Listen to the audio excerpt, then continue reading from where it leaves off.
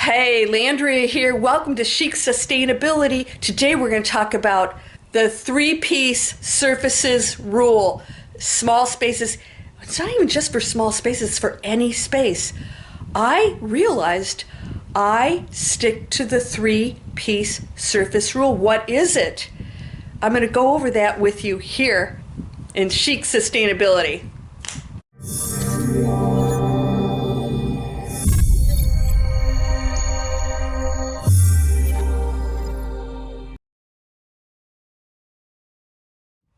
Welcome to Chic Sustainability. I'm Landria Onkka, and today we're going to talk about small spaces, decorating, feng shui. How do we get that beautiful, clean look even in the smallest of spaces? Because it's like, I have stuff.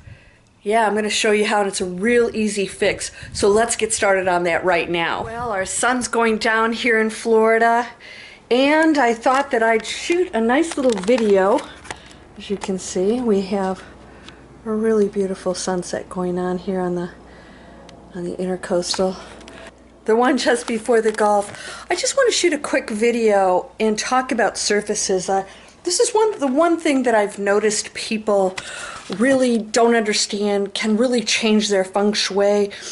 And one of the reasons I think that people really like how my living areas feel, and I'm going to start with like each little section, each little table, each little vignette. We'll do vignettes like as in areas of the living space, but here's what I want to show you. And that is, as you can see, I've got my Buddha. That's actually a statue from a garden. It doesn't have any really meaning. Flanked by two lamps. Now, every piece, I want you to look at every single little piece. Here's my little friend here. Comes and visits me because he thinks I'm going to put some nuts out. I made the mistake of doing that once. And what I want you to know is that size matters. And what I see people doing most of all is putting a lot of little stuff. You're better off with a few big pieces. Fewer pieces, big, balanced out. So this is a small space. This is a fairly low ceiling. Yet I have these big pieces, and they make a big statement in a very small room that actually makes it cozy. So look at this. I have a little blanket there. It makes it cozy. I've got a little table lamp, and then we have this huge mirror, which I think you've seen before. But I only have a couple pieces on here, right? Now they're fairly big, substantial. Once again, three pieces. All right, so let's go over here. Now I left this up from Christmas because when I turn it off, you can't even see that those lights are in there because they're string lights that are copper. And so when I turn it off in the daytime, it doesn't look like Christmas lights hanging in there. But look at what I did here. I have three pieces once again. Three pieces, and of course I have my little nest there. I have that sort of goes along with the whole nature thing. But once again, substantial pieces, of course, backed up by my mirror. Now here's what I want to show you. And that is, I have this shelf unit sitting here. Now, once again, a big piece up top, one on one shelf, two pieces here. I actually have a lamp on there. No, it doesn't burn the top. One piece here, and then I have three pieces on the bottom. You should never have more than three pieces on any one surface, unless, like I said, maybe you have something like this. I've got the little nest here that sort of goes along with my plant here. That might be an exception. Same thing with here. I consider this one piece, even though it's three leaves. Why do I say this? Because when you start to get more pieces on any one shelf, it looks busy and messy, and you really don't see what the pieces are. And you may say, well, I really love this piece and that piece, and I hold back, pull back. What happens is you're going to realize you just have a lot of stuff that gathers dust. And I actually had a few pieces on here, and I pulled all of them off to really reduce it. It makes it look clean, right? Doesn't that look nice and clean? Now, what's on the bottom here, what you're seeing is, that's my little Bose speaker system.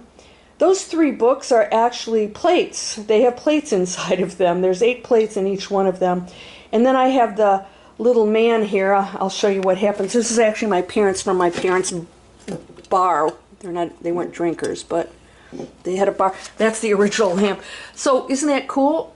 So that's my little momentum from my parents' house. So it has meaning. Same thing with these books. They're inscribed with quotes from famous authors. As you can see, people probably think I'm a Buddhist. I'm not. I just like the peacefulness of some of these Buddha heads. And again, little lamps and lighting is so important. So I wanted to just point that out because I see so often people just loading up their surfaces with stuff. They feel like they have to fill a space, and I think that's one of the biggest problems. I think that's one of the biggest things that people don't realize. Why is this not looking right?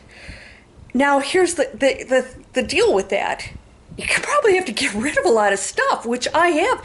I've gotten rid of a lot of really nice stuff because I realize just because it's nice doesn't mean you have to hang on to it.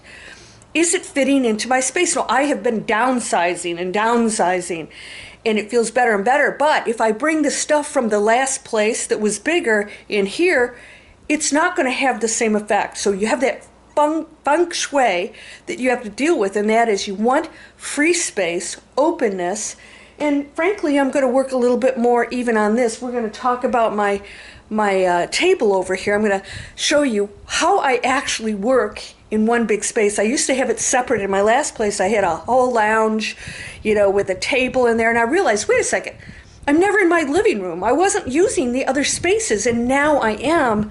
It's so much more cozy. My feng shui is great. I'm sitting here looking out onto the water, and I'm going to show you how, if you have a small space, you can incorporate even your workspace and how cool that is. As you can see, I have a farm table. I'm going to talk about all of that. How do you keep it clean? How do you keep it so that if somebody comes over, it doesn't look like you have your work stuff all over the place? We're going to talk about that coming up. But look at all your surfaces. Do you have more than 3 things on any one surface? Yeah? Okay, so I'm going to show you this too. This is my coffee table.